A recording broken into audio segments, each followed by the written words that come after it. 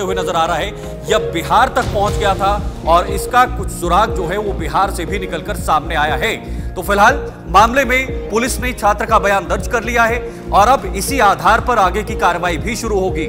छात्र ने सीधे सीधे इस पूरे मामले को जो है वो कबूला है, कबूलनामा सामने रखा है। उसने कहा है कि जी हां, जो प्रश्न पत्र मुझे पकड़वाया गया था उसी तरह का प्रश्न पत्र जो है वो परीक्षा में भी दिया गया और उसने उसी आधार पर वो सभी उत्तर, सभी आंसर जो है वो रट लिए थे। और उसके बाद अब ये पूरा खुलासा हुआ है। कहीं ना कहीं बहुत सारे बच्चों के साथ खिलवाड़ करने की बहुत बड़ी कोशिश, और इस कोशिश में अब पुलिस जो है वो जुट गई है। शिक्षा मंत्रालय ने भी साफ कह दिया है कि जो भी इस मामले में जो है वो मिला होगा उनको हम एक एक करके निकालेंगे, उनको हम खुलासा करेंगे और जो भी ये प्रकरण हुआ है इसमें हम पूरी तरह से जो है वो खुलासा करने की आगे कोशिश करेंगे।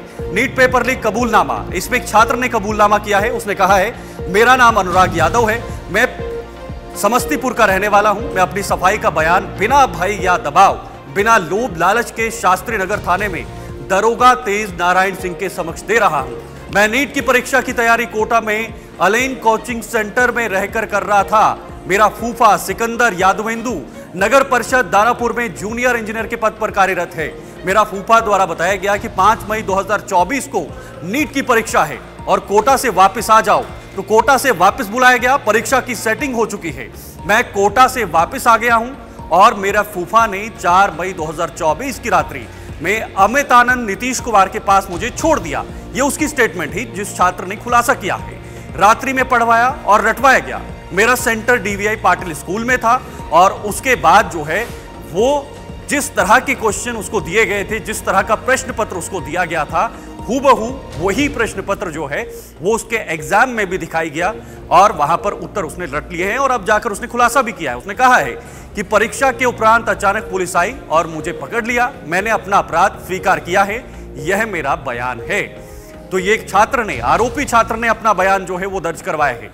इस पर अब पुलिस जो है और सचेत हो गई है और सतर्क हो गई है और अब कहीं ना कहीं इस मामले को लेकर पुलिस भी छानबीन में जुट गई है।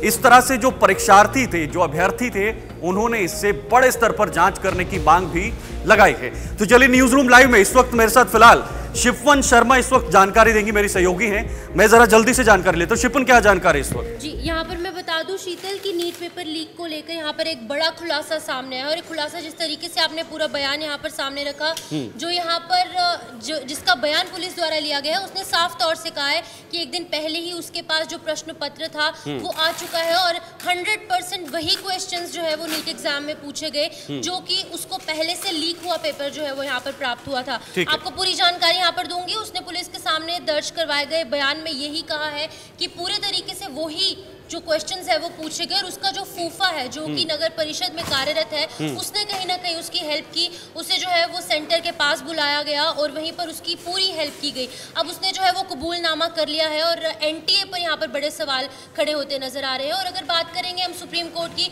सुप्रीम कोर्ट ने तब से ही इस मामले को सीरियसली लेना शुरू कर दिया था जब 67 ऐसे बच्चे थे जिनके 720 में से 720 यहाँ पर मार्क्स आए थे। और अगर हम पिछले सालों का रिकॉर्ड यहाँ पर देखेंगे तो 3 से 4 बच्चे ही यहाँ पर 100% मार्क्स लेते थे। लेकिन अब जो है बड़ा सवाल इसलिए खड़ा हुआ क्योंकि 67 ऐसे बच्चे जिन्होंने 100% मार्क्स लिए और हरियाणा का एक ऐसा एग्जामिनेशन सेंटर जहां से कि 7 से 8 बच्चे जो है उन्होंने 100% मार्क्स लिए, जिसके बाद कि ये पूरा मामला जो है वो यहाँ पर बड़े सवालों के घेरे में नजर आ रहा है। बिल्कुल, पूरा मामला बड़े सवालों के घेरे में बन चुका है। एनटीए के ऊपर कई सारे सवाल खड़े हो रहे हैं। सरकार पर विपक्ष पूरी तरह से जो है वो सवाल खड़े करते हुए नजर आ रहा है और बार बार ये पेपर लीक का मामला आगे बढ़ रहा है।